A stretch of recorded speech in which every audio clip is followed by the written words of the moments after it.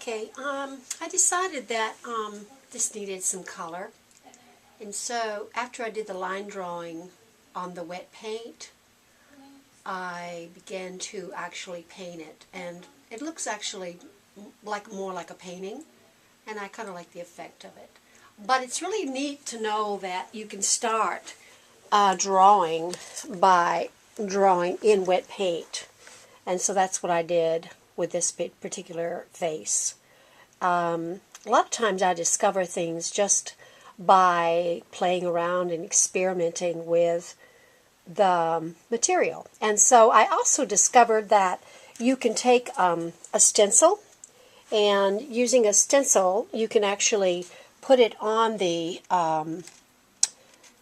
plastic, the shrink plastic, and while the paint is wet you can rub in the stencil and create this really interesting shape that you can see.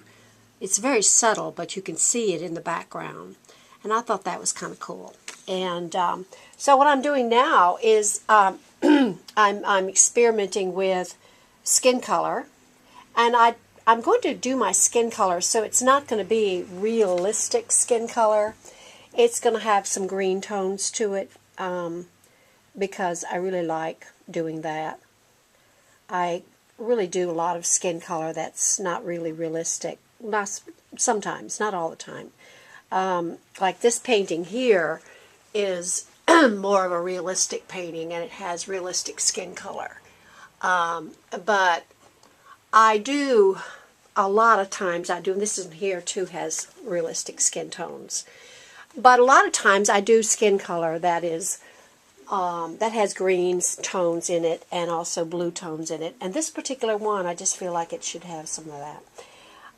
At the same time, I'm painting this. When I started, of course, you know, I just started by drawing in the wet paint. I did not exactly know what I was doing. And that's usually how I do my work.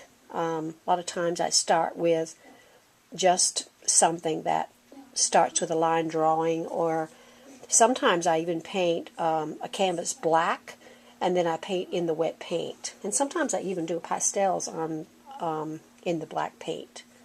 While it's wet, I draw in the black paint. After it dries, and I use the pastels. And that's a really neat way to do a piece of artwork too. And I've done that before. So I'm going to turn the video off and get back with you in just a little bit to show you how I'm progressing.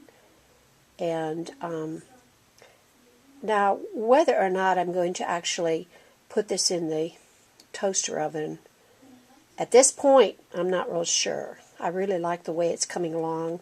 I don't know what's going to happen when it heats up and melts and, you know, changes form, changes size.